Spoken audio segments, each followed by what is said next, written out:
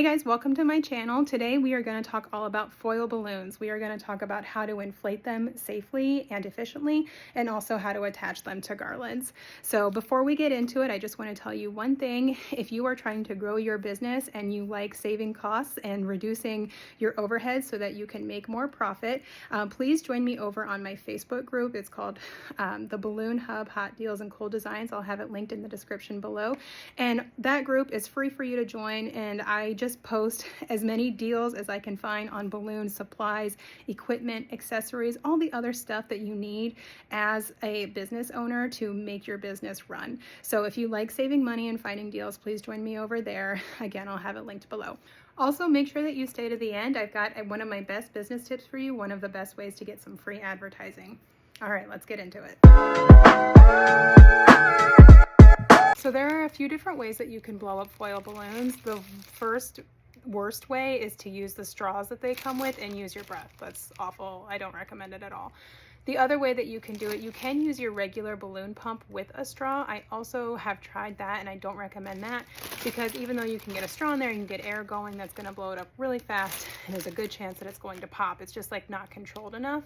And then you can also use a hand pump. That is probably my second most preferred, maybe it's my most preferred way because it's the safest way to do it, is in like a regular hand pump. This is going to be the safest way to do it. But if you have a large foil, like this is a pretty big foil that I'm going to blow up today, it's a lot of pumping. So the other way that I like to blow up foils is with a 260 pump, and that's the way I'm going to show you right now. Just like with the straw, we're going to find that valve and slip it over the nozzle, just like that.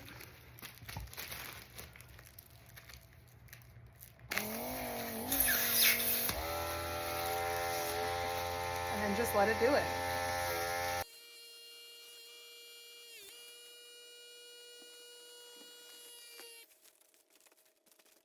And then you just want to make sure that you secure that tightly. And there you go. Very easy, no effort, not hard on your back or your neck or anything like that. And then we're also going to, let's get this attached to this garland.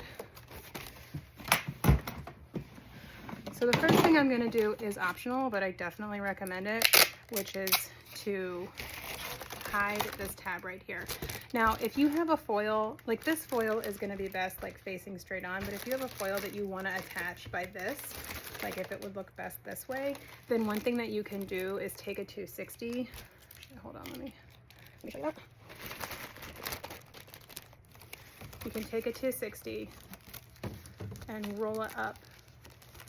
Actually, I would roll it this way into this nozzle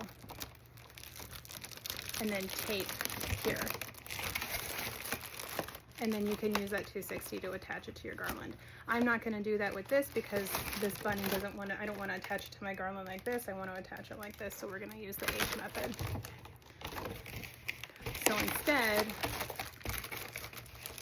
I'm just going to fold this over and then use some packing tape to tape it out of the way so that it's not hanging. It's just going to give it a nicer overall look. All right, we're still going to use a 260.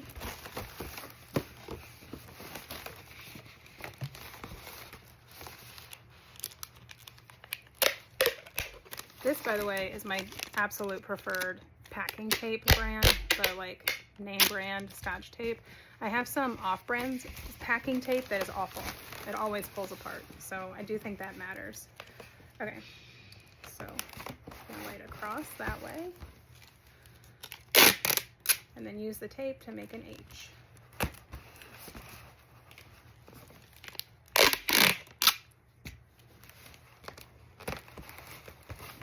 And then if you're like, for any reason, insecure about it, it's windy, you really just want to be sure that it's going to hold, I sometimes will add an extra couple pieces going the opposite direction again, just like securing down the stems of the H sides. I don't know, whatever you want to call them. And then that is super secure. That is not going anywhere. And then we're just going to tie this and then loop it over the balloon to add it to the cluster. All right, let's do that next. All right, from here it's super simple. We're just going to take this and loop it over the cluster that we want it to go on.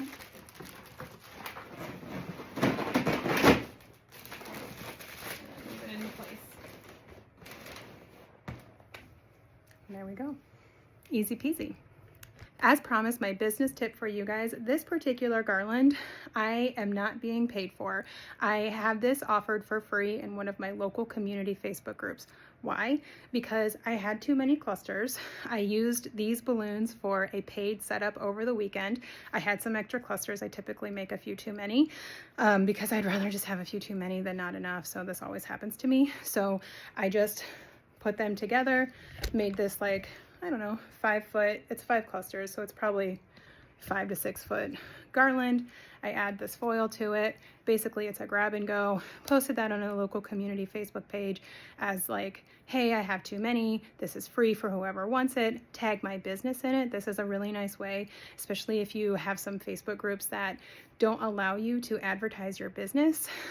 This is like kind of a little loophole to get around that, because usually the admins will approve posts that are you offering something to the community, and you are. It's not like you're not doing that. But I posted this in a local group that I kind of want to get some business in and said, hey, I've made too many. This is free if anybody would like to have it, and tag my business in it. And then you get eyes on your business. People are interested. They get to see your work.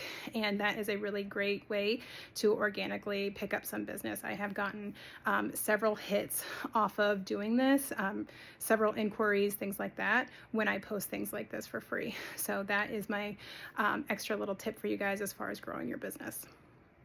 I hope you enjoyed this. If you have any questions, if there's anything that I missed or anything else you'd like to know, please let me know. Otherwise, don't forget to like, comment, subscribe, and all of that, and I will see you next time.